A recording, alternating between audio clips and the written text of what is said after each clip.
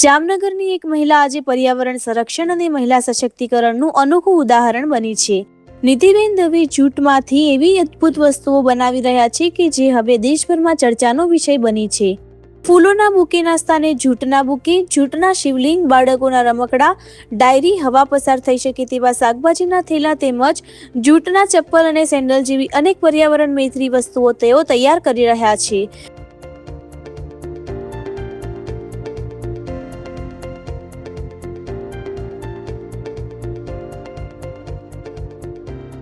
વિશેષ વાત એ છે કે નિધિબેન દ્વારા બનાવાયેલા જૂટના ચપ્પલ અને અન્ય ઉત્પાદનોનો ઉપયોગ શંકરાચાર્ય અને મોરારી બાપુ જેવી જાણીતી હસ્તીઓ પણ કરી રહી છે.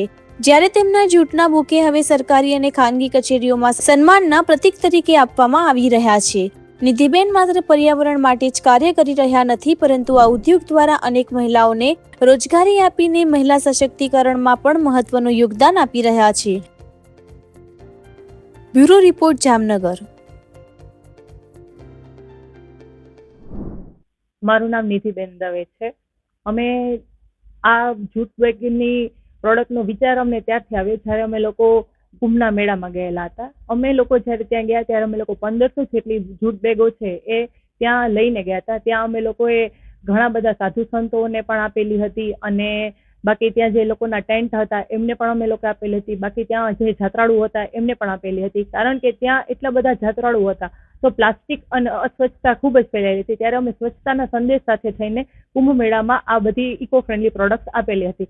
ત્યારથી અમારા મગજમાં એવો વિચાર હતો કે ભાઈ આપણે હવે આની અંદર આગળ ને આગળ કંઈક વધીએ. અને ત્યાર પછી મેં અને મારા હસબન્ડે અમે લોકોએ જૂટ બેગનું એક પ્રોડક્શનનું સ્ટાર્ટ કર્યું, જેમાં અત્યારે અમારી પાસે ટોટ બેગ્સ છે, પછી પર્સીસ છે, લેપટોપ બેગ્સ છે, કોલેજ બેગ્સ છે, તેવી ઘણી બધી પ્રોડક્ટ્સ અમારી પાસે છે.